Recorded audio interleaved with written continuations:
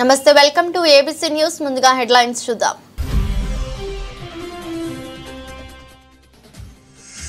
SC వర్గీకరణ ముసుగులో దేశవ్యాప్తంగా దళితుల ఐక్యతపై రాజకీయ కుట్ర రాక్స్ మాల మహానాడు జాతీయ అధ్యక్షులు డాక్టర్ ఆర్ఎస్ రత్నాకర్ ఆరోపణ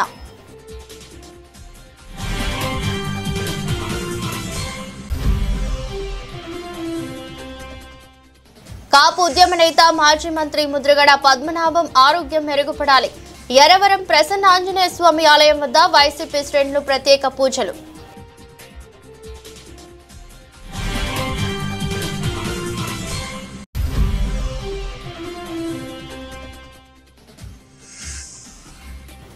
గోపాలపురం గ్రామంలో సుపరిపాలన తొలి అడుగు కార్యక్రమం 2 కోట్ల రూపాయల నిధులతో నిర్మించిన సీసీ రోడ్లు ప్రారంభించిన శాసనసభ్యులు బండారు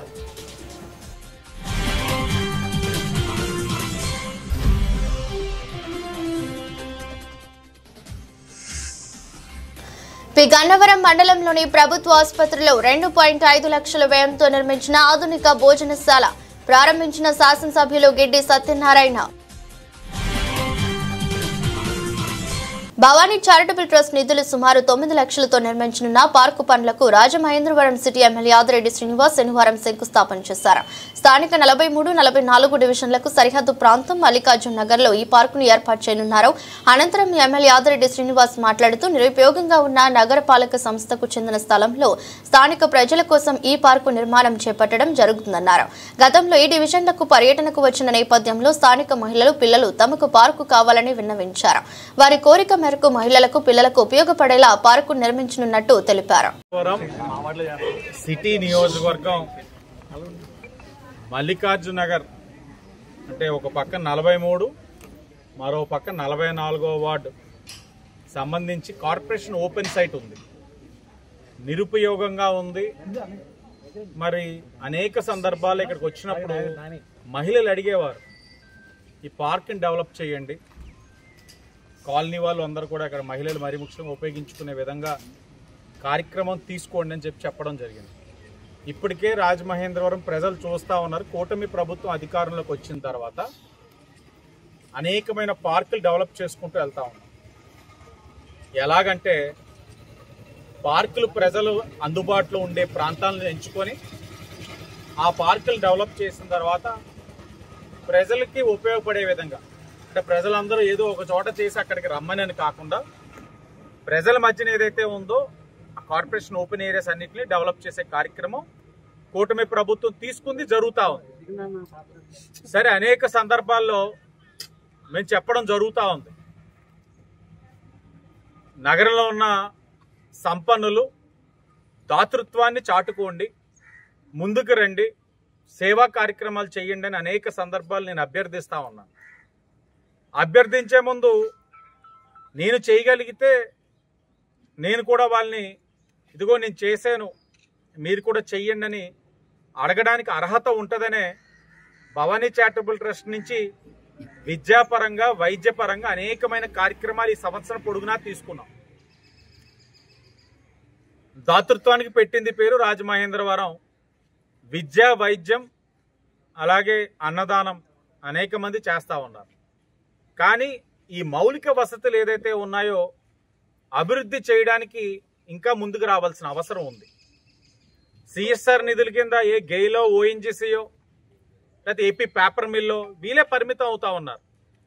నేను ఈ మధ్యకాలంలోనే మా స్నేహితుడిని సంప్రదించి అతను ఒక సహకారంతో నగరంలోని 5 ఆర్ఓ ప్లాంట్లు, ఒక్కొక్క ఆర్ఓ ప్లాంట్ 5 లక్షలు, 5 కాదు 6 ఆర్ఓ ప్లాంట్, ఒక్కొక్క ఆర్ఓ ప్లాంట్ విలువ 5 లక్షలు, 30 లక్షలతో ఆర్ఓ ప్లాంట్స్ ఆయన యొక్క సహకారంతో నగరంలోని ఎక్కడెక్కడ అవసరం అక్కడ ఇన్స్టాల్ చేయించడం కూడా జరిగింది. సరే, ఈ మౌలిక వసతులు అది పార్క్స్ కేవలం కక్షపూరితంగానే మిథున్ రెడ్డి అరెస్ట్ జరిగిందని వైఎస్ఆర్సీపీ రాష్ట్ర అధికార ప్రతినిధి మాజీ ఎంపీ మార్గాని భరత్రామ్ ఆరోపించారు. సౌకర్యాలు కల్పించాలంటూ వేసిన పిటిషన్ పై ఇచ్చిన ఆదేశాలపై ప్రభుత్వం రివ్యూ పిటిషన్ వేయడాన్ని బట్టి ప్రభుత్వం కక్షపూరితంగా వ్యవహరిస్తున్నట్లు అర్థం అవుతుందని అన్నారు. మిథున్ రెడ్డి భార్య లక్ష్మీ దివ్య, కుమారుడు జస్విన్ రెడ్డి శుక్రవారం ఉదయం సెంట్రల్ జైల్లో మిథున్ రెడ్డితో ములాఖత్ కి వెళ్లారు. ఈ సందర్భంగా సెంట్రల్ జైలు దగ్గర శనివారం ఉదయం భారత్ మీడియాతో మాట్లాడుతూ రివ్యూ పిటిషన్ వేసి అక్కడున్న సౌకర్యాలను తీసేయాలని చూడటం దారుణమన్నారు. అసలు ఎందుకింత కక్ష అన్నారు. పెద్దిరెడ్డి రామచంద్రారెడ్డితో అయితే 40 ఏళ్లుగా చంద్రబాబుకి వైరం ఉండొచ్చు. అది అడ్డం పెట్టుకుని కొడుకుని ఇలా ఇబ్బంది పెడితే ఆనందం పొందుతున్నారా అని భరత్ ప్రశ్నించారు. చివరకు మిథున్ రెడ్డి భార్య పిల్లలు కలవడానికి వస్తే కూడా ఏదో రకంగా ఆపే ప్రయత్నం చేస్తూ వచ్చారని భరత్ పేర్కొన్నారు. ప్రజాస్వామ్యంలో ఇది మంచి విధానం కాదన్నారు. ప్రధానంగా ఒక అంశం అంటే అసలు కక్ష సాధింపు చర్యలు ఎందుకు చేస్తూ ఉన్నారు. ఇప్పుడు కోర్టు ఆల్రెడీ ఒక ఆర్డర్స్ ఇచ్చారు. ఆర్డర్స్ ఇచ్చిన దాని మీద వీళ్ళు రివ్యూ పిటిషన్ వేసి అక్కడ ఉన్న సౌకర్యాలని తీసే కార్యక్రమం చేస్తూ ఉన్నారు. నేను అడుగుతా ఉన్నా అసలు ఎందుకు ఇంత కక్ష సాధింపు. ఇప్పుడు పెద్దిరెడ్డి రామచంద్రారెడ్డి గారు అని అంటే చంద్రబాబు నాయుడు గారికి ఓ 40-50 సంవత్సరాల నుంచి ఆ వైరం ఉంది. ఆ వైరము కొడుకుని ఇబ్బంది పెడితే ఆయనకి చంద్రబాబు నాయుడు గారికి మనశ్శాంతి ఉంటుందా? పెద్దిరెడ్డి రామచంద్రారెడ్డి గారు కొడుకుని ఇబ్బంది పెడితే అలా అర్థం కావట్లేదు. అసలు నేను అడుగుతా ఉన్నా, ఇప్పుడు 3200 కోట్లు అని కదా మీరు స్కామ్ జరిగిందని అంటున్నారు. అసలు గవర్నమెంట్ ఎక్స్చెక్కర్కి నష్టం ఎక్కడ వచ్చిందో అర్థం కావట్లే. నాకు ఇప్పటికీ ఆశ్చర్యం అనిపిస్తుంది. ఇప్పుడు చంద్రబాబు నాయుడు గారు 2019లో దిగిపోయే టైంకి 18,000 కోట్ల రూపాయలు గవర్నమెంట్కి సేల్స్ ఉండేది. జగన్మోహన్ రెడ్డి గారు టెన్యూర్ కంప్లీట్ అయ్యేసరికి 25,000 కోట్ల రూపాయలు సేల్స్ పెరిగింది. అంటే 7,000 కోట్ల రూపాయల ఆదాయము సేల్స్ పెరిగితే అసలు గవర్నమెంట్కి నష్టం ఎక్కడ వచ్చింది? 3,200 కోట్లని మీరు ఏ రకంగా ప్రూవ్ చేస్తారు ఇప్పటికీ అర్థం కావట్లే.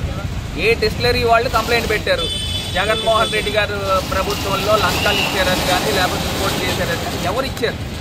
మీరు ఏదో కొంతమందిని అధికారులను తీసుకొని వాళ్ళని అందరినీ కూడా చితక్కొట్టి, ఇప్పుడు మన కానిస్టేబుల్ అదే కదా జరిగింది, గన్మ్యాన్ని పెట్టి తప్పుడు వాంగ్మూలాలు కన్ఫెషన్ స్టేట్మెంట్లు ఇచ్చి ఇరికిచ్చే కార్యక్రమం చేస్తున్నారు. ఇవాళ గవర్నమెంట్కి ఆదాయం వచ్చిందా రాలేదా చంద్రబాబు నాయుడు గారి ప్రభుత్వం మీద? అసలు ఎక్కడ నష్టం జరిగింది? 3,200 కోట్ల రూపాయలు మీరు ఎట్లా ప్రూవ్ చేస్తారు? ఇవన్నీ ప్రశ్నలు. ఇవాళ ఆయన మిథున్ రెడ్డి గారు భార్య వాళ్ళ పిల్లలు వచ్చినప్పుడు కూడా దాన్ని కూడా ఏదో రకంగా ఆపే కార్యక్రమం చేస్తూ ఉంటారు. నిన్న కోర్టు నుంచి తెచ్చుకునే కార్యక్రమం చేస్తారు.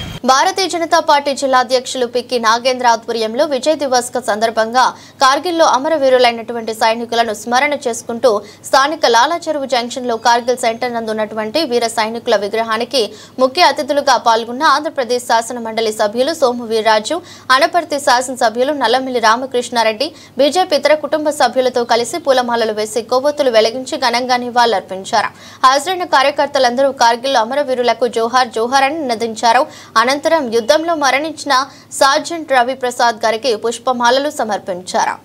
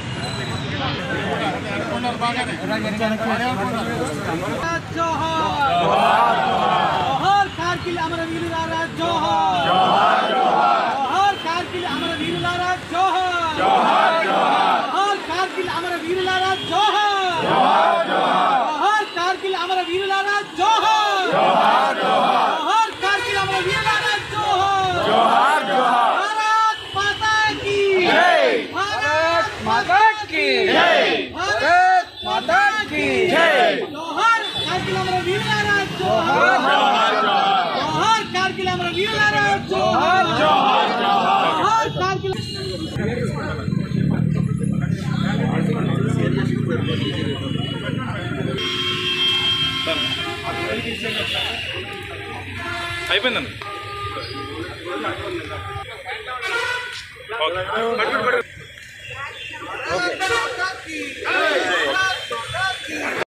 చూడు విజయకు చేయమని అంటారు. ఆ తక్కువ ఉన్నాయి.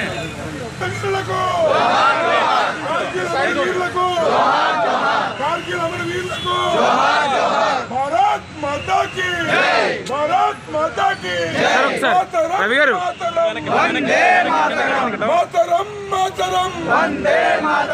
కార్గిల్ అమర వీరులకు, కార్గిల్ అమర వీరులకు, కార్గిల్ అమర వీరులకు, భారత్ మాతా కీ, భారత్ మాతా కీ. సార్ అందరూ ఎలా చూడండి ఒకసారి.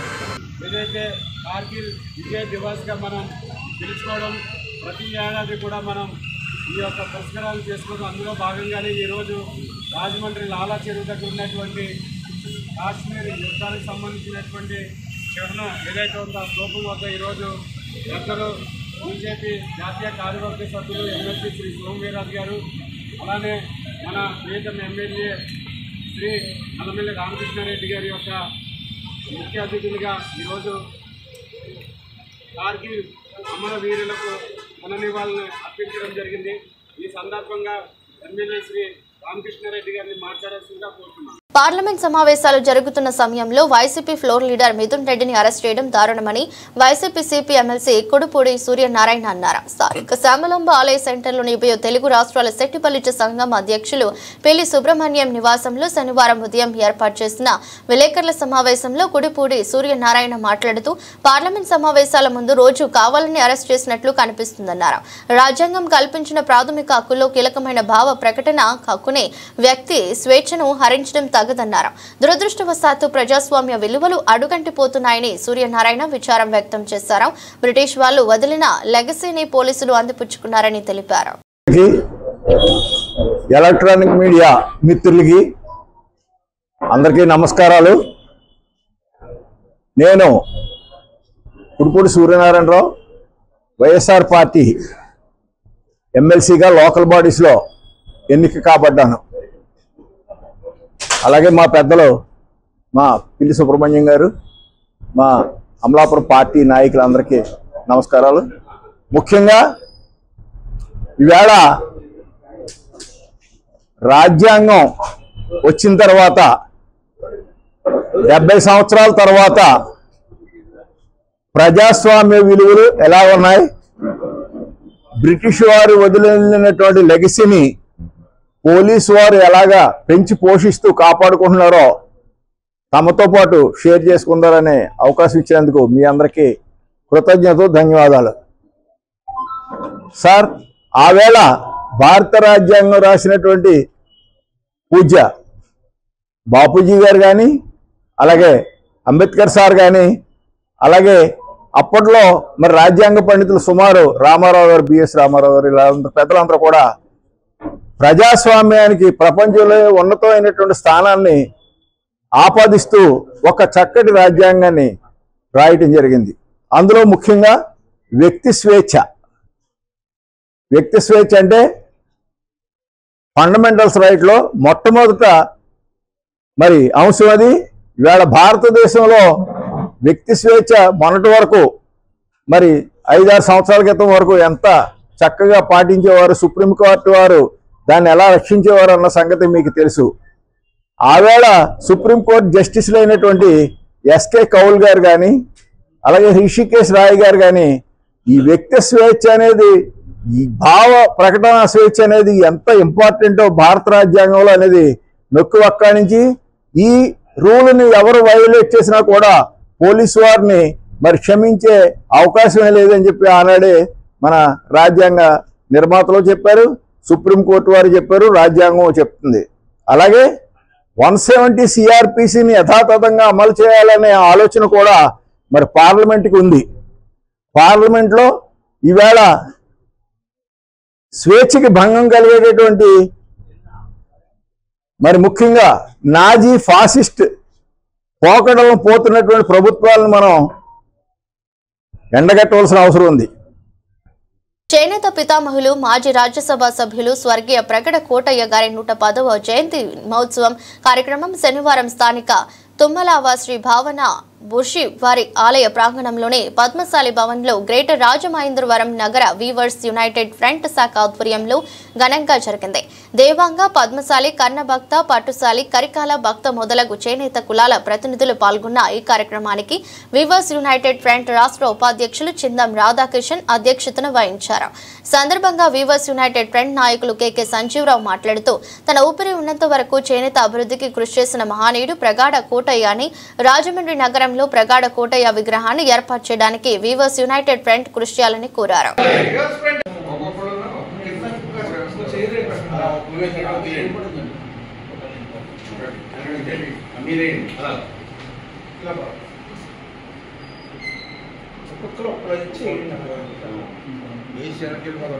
అది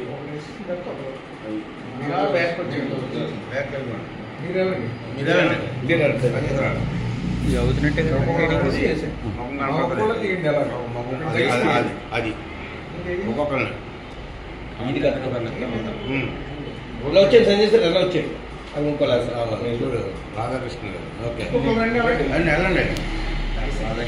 నెక్స్ట్ ఐటమ్ వెళ్ళండి. మీరు వేసారా? తిందాం. మీరు వెళ్ళండి. అందరికీ నమస్కారం అండి. ఇవాళ వెంకట కోటయ్య గారి యొక్క జన్మదినం 110వ జన్మదిన సందర్భంగా ఇవాళ రివర్స్ యునైటెడ్ ఫ్రంట్ తరఫున మన రాజమండ్రిలో ఉన్నటువంటి పద్మశాలి సంక్షేమ సంఘం యొక్క కార్యాలయంలో ఆయనకి ఘనంగా మనం నివాళులు అర్పించడం జరిగింది. మరి ఈ సందర్భంలో ఆయన గురించి కొన్ని ముఖ్యమైనటువంటి విషయాలు మనం చర్చించుకోవాల్సిన అవసరం ఉంది. ఆయన 1915లో జూలై 26వ తారీఖున గుంటూరు జిల్లా నిడమోళ్ళు గ్రామంలో జన్మించడం జరిగింది.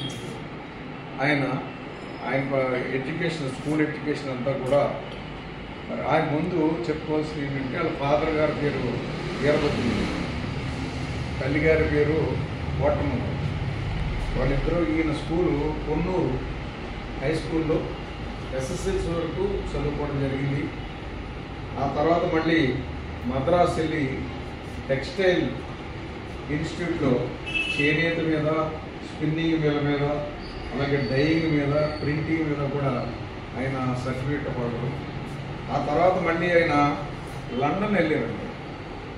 లండన్ వెళ్ళి అక్కడ కూడా ఈ టెక్స్టైల్స్ టెక్నాలజీ మీద స్టడీ చేయడానికి వెళ్ళి అక్కడ సిటీ గిల్డ్ ఆఫ్ లండన్ అనేటటువంటి స్కూల్లో, ఇన్స్టిట్యూట్లో ఈయన కాటన్ మీద, టెక్స్టైల్ మీద, కెమిస్ట్రీ అంటే రంగులై కలపడానికి ఉన్నటువంటి కెమిస్ట్రీ మీద ఒక సర్టిఫికేట్ కూడా సంపాదించడం జరిగింది. తర్వాత మళ్ళీ ఇక్కడికి వచ్చిన తర్వాత గాంధీ గారి ఉద్యమంలో ఆయన స్వాతంత్ర పోరాటంలో కూడా ఆయన పాల్గొనడం, అనేక సార్లు జైలుకి వెళ్ళడం కూడా జరిగింది. తర్వాత మరి మన ఆంధ్ర, తమిళనాడు రెండు కంబైన్డ్ స్టేట్లో ఆయన ఎమ్మెల్యేగా ఎలక్ట్ అయ్యి తర్వాత మంత్రి పదవి కూడా చేయడం జరిగింది. ఆయన కేవలం చేనేత గురించి అని చెప్పి న్యాయం జరగట్లేదని ఆయన మంత్రి పదవి కూడా రిజైన్ చేయడం జరిగింది, చేసి పోరాటం చేయడం జరిగింది. ఆయన ఒక సామాజికంగా ఎలా చేశాడంటే ఆయన ఒక చేనేత గురించే కాదండి, ఈ నిమ్న వర్గాలు, బడుగు బలహీన వర్గాలు వాళ్ళ అభ్యున్నతి గురించి కూడా ఆయన అనేక పోరాటాలు చేశాడు. ఆయన ఢిల్లీలో కూడా వెళ్ళి నిరసన తెలియజేయడం జరిగింది. దాని ప్రతిఫలంగా మరి ఈనాడు చేనేత పరిశ్రమకి ఒక గుర్తింపు వచ్చిందంటే ఆయనే కారణం. ఇంటి స్థలాలు లేని నిరుపేదలకు గత ప్రభుత్వం జగ్గంపేటలో జగనన్న కాలనీలో 2900 మందికి ఇంటి స్థలాలు ఇచ్చారని, సుమారు 1000 మంది గృహాలు నిర్మించుకున్నారని, సుమారు 500 గృహాలు నిర్మాణంలో ఉన్నాయని, జగనన్న కాలనీలో గోతులు, బురద రోడ్లలో ప్రయాణించలేక, త్రాగడానికి నీళ్లు లేక, కనీస వస్తువులు లేక ఎన్నో ఇబ్బందులు పడుతున్నామని జగనన్న కాలనీ ప్రజలు తమ సమస్యలు పాటంశెట్టి సూర్యచంద్రకు తెలిపారు.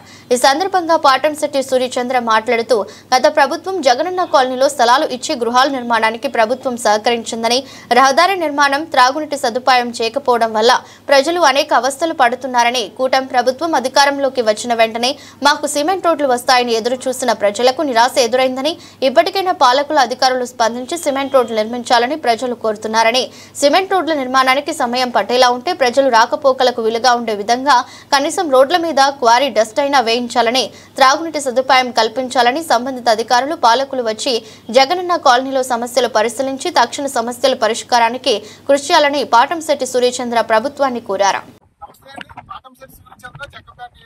సామాజిక ఉద్యమకారుని జగ్గంపేట నియోజకవర్గంలో అతిపెద్ద కాలనీ జగనన్న కాలనీ, మన కొత్తగా నిర్మించిన కాలనీ జగ్గంపేటలో 2900 మందికి ఇళ్ల స్థలాలు ఇచ్చి మరి ప్రతి ఒక్కరికి కూడా ఇక్కడ ఆదర్శంగా నిర్మిస్తామని చెప్పేసి గత ప్రభుత్వం ఇక్కడ ఏర్పాటు చేయడం జరిగింది. జగనన్న కాలనీ ఇక్కడ జగ్గంపేటకి దగ్గరలోనే ఈ కాలనీ.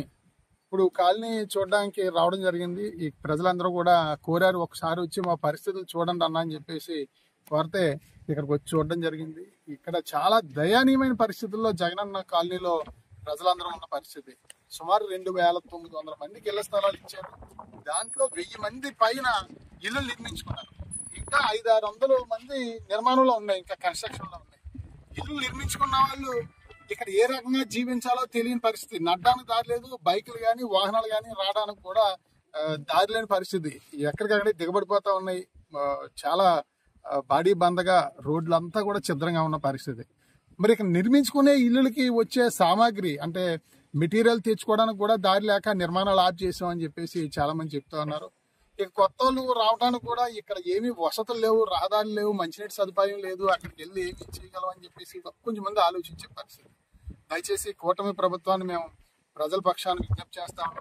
తక్షణం ఇక్కడ రోడ్డు ముందు వేయండి. ఎందుకంటే ఇప్పుడు సిమెంట్ రోడ్లు మీరు వేయలేకపోయినా కనీసం ప్రజలు నడడానికి వాహనాలు వెళ్ళడానికైనా సరే కనీసం గ్రావులు కంకర రోడ్లు అన్నా వేయడం వల్ల కొంచెం ప్రజలు రాకపోకలకి ఇబ్బంది లేకుండా ఉంటుంది. కొన్ని వర్షాకాలం తర్వాత సిమెంట్ రోడ్లు వేసినా ఇప్పుడు ఈ వర్షాకాలం గట్టెక్కే విధంగా ప్రజలు జీవనానికి ఇబ్బంది లేకుండా, నడడానికి ఇబ్బంది లేకుండా మరి వెంటనే రోడ్లు వేయాలని చెప్పేసి ప్రభుత్వానికి, గౌరవ శాసనసభ్యుల వారికి అందరికి కూడా మేము విజ్ఞప్తి చేస్తా ఉన్నాం. ఇప్పుడు మేము చూస్తుండగానే బండి మీద ఒక కుటుంబం పడిపోయిన పరిస్థితి, అంటే జారిపోతా ఉన్నాయి. అసలు నడ్డానికి కూడా దారి లేని పరిస్థితుల్లో జగనన్న కాలనీ ఉంది. అదే రకంగా ఇక్కడ మంచినీళ్ళ ట్యాంక్ కూడా నిర్మించి అలా వదిలేశారు అంతే, ఇంకా పూర్తిగా చేయని పరిస్థితి. ప్రతి ఇంటికి కూడా మంచినీళ్ళ కనెక్షన్ ఇస్తామని చెప్పి అన్నారు. ఎక్కడ మంచినీళ్ళ సమస్య కూడా ఎక్కువగానే ఉందని చెప్తా ఉన్నారు. ఎందుకంటే కొత్తగా ఇల్లులు కట్టుకునే వాళ్ళు కూడా నీళ్ళు అవసరం ఉంటుంది. అదే రకంగా తాగడానికి ప్రజలకి నిత్యావసరం మంచినీళ్ళు కూడా ఇబ్బందికరంగానే ఉందని చెప్పేసి అంటా ఉన్నారు. కాబట్టి జగనన్న కాలనీ మీద కూటమి ప్రభుత్వం దృష్టి పెట్టాలి. ఎందుకంటే ఇది జగన్మోహన్ రెడ్డి గారు కట్టిన కాలనీ కదా, మనం ఎందుకు దీని మీద దృష్టి పెట్టాలి, మనకు తొందర ఏముందని అనుకోవద్దు. ఎందుకంటే ఇక్కడ 2900 మంది ప్రజలు ఇక్కడ స్థలాలు ఇవ్వడం జరిగింది. సుమారు 1000 మంది అంటే 1000 × 4-5 అంటే దగ్గర 4. విద్యార్థి దశ నుండే అంతరిక్షంపై అవగాహన పెంచుకోవాలని, చదువుతో పాటు అనేక పరిజ్ఞాన విషయాలను తెలుసుకోవాలని రూరల్ శాసనసభ్యులు గోరంట్ల బుచ్చయ్య చౌదరి పేర్కొన్నారు. ఈరోజు రూరల్ మండలం శాటిలైట్ సిటీ హై స్కూల్ నందు సైన్స్ సిటీ ఆఫ్ ఆంధ్రప్రదేశ్ ఆధ్వర్యంలో సమగ్ర శిక్ష ముస్కాన్ సహకారంతో నిర్వహించిన భవిష్యత్ శాస్త్రవేత్తల కోసం అంతరిక్ష విద్యా శిబిరానికి ఎమ్మెల్యే గోరంట్ల ముఖ్య అతిథిగా హాజరయ్యారు. ఈ శిబిరం నందు science city space education CEO Kesineni Venkateswara Rao మరియు ముస్కాన్ సంస్థ నిర్వాహకులు ప్రదేశ్ దేవనాథ్ నేతృత్వంలో పాఠశాల విద్యార్థులకు టెలిస్కోప్, రోబోటిక్స్, వర్చువల్ రియాలిటీ, డ్రోన్లు వంటి ఆధునిక సాంకేతిక అంశాలపై ప్రాథమిక అవగాహన కల్పించడమే కాకుండా ఈ సాంకేతికతల ప్రస్తుత కాలంలో ఎలా ఉపయోగపడుతున్నాయో వివరిస్తూ ప్రాక్టికల్ డెమోస్ ను వివరించారు. ఇక్కడ పెట్టాలనే కోరాను. ఎక్కడ చేయాలి, జిల్లాలో ఒకటి ఇద్దామన్నారు, అది తప్పకుండా ఇక్కడ ఇద్దామని చెప్పాం. శాటిలైట్ సిటీ ఎందుకు తీసుకున్నాం అనేది కూడా చెప్పాను. ఇవాళ మంచి స్ట్రెంత్ ఉన్న పాఠశాల, మంచి రిజల్ట్ ఇస్తున్న పాఠశాల, కొన్ని సౌకర్యాలు కొన్ని తగ్గినా కూడా పేద మధ్యతరగతి పిల్లలు ఎక్కువగా ఉన్న ప్రాంతం. కార్పొరేట్ స్థాయిలో ఈ పాఠశాల ఉండాలని మేము కోరుకున్నాం. ఆ మధ్యకాలంలో కొంత బాగు చేసిన ఇంకా సమస్యలు ఉన్నాయి.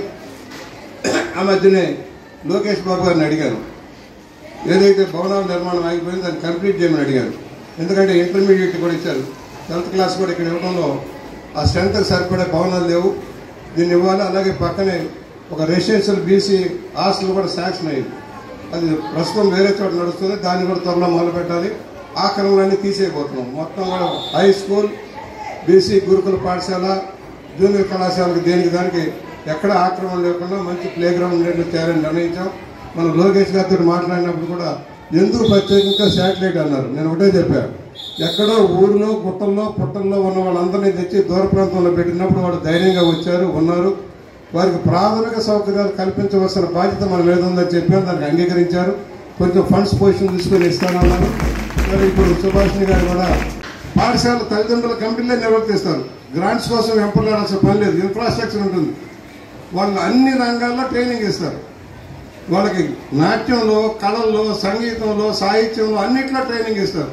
మా అబ్బాయికి 100 మార్కులు వస్తుందంటే సీట్ల పైన అన్నిట్లో ప్రవేశం ఉంటేనే, సోషల్ సర్వీస్లో కూడా ఉంటేనే వాళ్ళకి టాప్ యూనివర్సిటీలో సీట్లు వస్తాయి. అలాగే వాళ్ళకి అన్ని అందుబాటులో ఉన్నాయి, ఆర్థికంగా బలంగా ఉంటారు కనుక. మనకు అది లేదు. పాఠశాలలన్నీ రాబోయే రోజుల్లో పూర్తి స్థాయిలో ఇంప్రూవ్ చేయాలని లోకేష్ బాబు గారు ఆలోచిస్తూ ఉన్నారు. ఎందుకంటే అన్ని పరికరాలు అందుబాటులో ఉంటే నేను 85లో ఏపీ టెక్నాలజీ చైర్మన్గా రామారావు గారు నాకు పోస్ట్ ఇచ్చారు 85లో.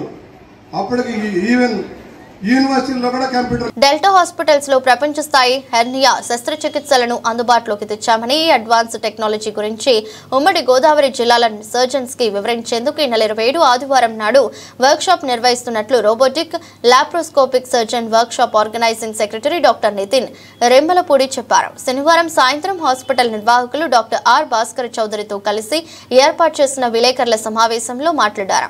డెల్టా హాస్పిటల్స్ లో సర్జ్ ఎక్స్ పీరియన్స్ పేరిట అలాగే అబ్డోమినల్ వాల్ రీకన్స్ట్రక్షన్ పై ఒకరోజు వర్క్ షాప్ కోసం 400 మంది పేరు నమోదు చేసుకున్నారని తెలిపారు. వర్క్ షాప్ లో భాగంగా లైవ్ ఆపరేషన్స్ ఉంటాయన్నారు. Welcome to Delta hospitals. నా పేరు డాక్టర్ నితిన్. నేను ఒక రోబోటిక్ అండ్ లాప్రోస్కోపిక్ సర్జన్ని. నా మెయిన్ స్పెషాలిటీ వచ్చి హెర్నియా అండ్ బేరియాట్రిక్ సర్జరీస్ అన్నమాట. ఈరోజు మనం 27th జూలైన మనం డెల్టా హాస్పిటల్లో సర్జ్ ఎక్స్పీరియన్స్ AWR అంటే అబ్డామినల్ వాల్ రీకన్స్ట్రక్షన్ మీద ఒక లైవ్ ఆపరేటివ్ వర్క్షాప్ కండక్ట్ చేయడం జరుగుతున్నారు. దీనికి మనకి సుమారుగా మోర్ దాన్ 400 రిజిస్ట్రేషన్స్ వచ్చినాయండి. దీనికి ఈ టైప్ వర్క్షాప్స్ ఇదివరకు ఓన్లీ హైదరాబాద్, ఢిల్లీ, బాంబే ఇటువంటి చోట్ల మాత్రమే ఉండే అన్నమాట. నేను నేర్చుకున్న అన్ని కూడా అక్కడికి వెళ్ళి నేర్చుకోవడం అన్నది జరిగింది. ఇది ఇప్పుడు డెల్టా హాస్పిటల్లో పెట్టే ముఖ్య ఉద్దేశం ఏంటంటే ఈ AWR అనే డిపార్ట్మెంటు ఇది చాలా specialised part of general surgery. ఇది ఇప్పుడు వరకు మెట్రో సిటీస్లో తప్ప ఎక్కడా ఉండేది కాదు. ఇప్పుడు రాజమండ్రిలో కూడా only delta hospitals and apex హాస్పిటల్స్లో మాత్రమే ఇంత అడ్వాన్స్డ్ AWR ప్రొసీజర్ జరగడం అన్నది జరుగుతున్నాయి. ఈ ఒక్క సైంటిఫిక్ నాలెడ్జ్ని చుట్టూరా ఉన్న సర్జన్స్ ఫ్రాటర్నిటీలు అందరికీ డిసిపేట్ చేసి అందరికీ ఒక CME ప్రోగ్రామ్ చేయాలన్నదే మెయిన్ ఉద్దేశం అన్నమాట. ఇందులో మేము 5 కేసెస్ లైవ్ డెమాన్స్ట్రేషన్ లైవ్గా సర్జరీస్ చేసి చూపించడం అనేది జరుగుతుంది అన్నమాట. అందులో ఫస్ట్ది వచ్చి హైటస్ హెర్నియా, తర్వాత అడ్వాన్స్డ్ ఇంగ్వానల్ హెర్నియా, దాని తర్వాత ventral and complex insertion hernias అన్ని కూడా రిపేర్ చేసి లైవ్ సర్జరీస్ చేయడం జరుగుతుంది. దీనికి వచ్చి ఫ్యాకల్టీ మెంబర్స్ అంటే వచ్చే టీచర్స్ అందరూ కూడా నేషనల్ ఫ్యాకల్టీ అందరినీ కూడా ఇన్వాల్వ్ చేయడం జరిగింది. అందులో ముఖ్యంగా డాక్టర్ జిగ్నేష్ గాంధీ అని ముంబై నుంచి, డాక్టర్ జ్ఞాన్ సౌరభ్ అని చెప్పి ఢిల్లీ లేడీ హార్డింగ్ హాస్పిటల్ నుంచి రావడం జరుగుతుంది అన్నమాట. ముఖ్య ఉద్దేశం ఏంటంటే ఇది ఇటువంటి కార్యక్రమం చేసే. వార్తలు ముగించే ముందు మరోసారి హెడ్లైన్స్. ఎస్సీ వర్గీకరణ ముసుగులో దేశవ్యాప్తంగా దళితుల ఐక్యతపై రాజకీయ కుట్ర. రాక్స్ మాల మహానాడు జాతీయ అధ్యక్షులు డాక్టర్ RS రత్నాకర్ ఆరోపణ.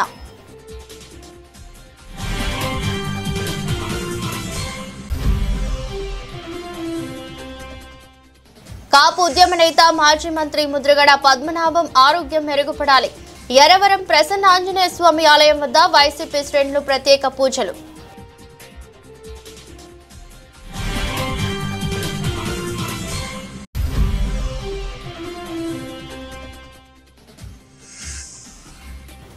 గోపాలపురం గ్రామంలో సుపరిపాలన తొలి అడుగు కార్యక్రమం. 2 కోట్ల రూపాయల నిధులతో నిర్మించిన సీసీ రోడ్లు ప్రారంభించిన శాసనసభ్యులు బండారు.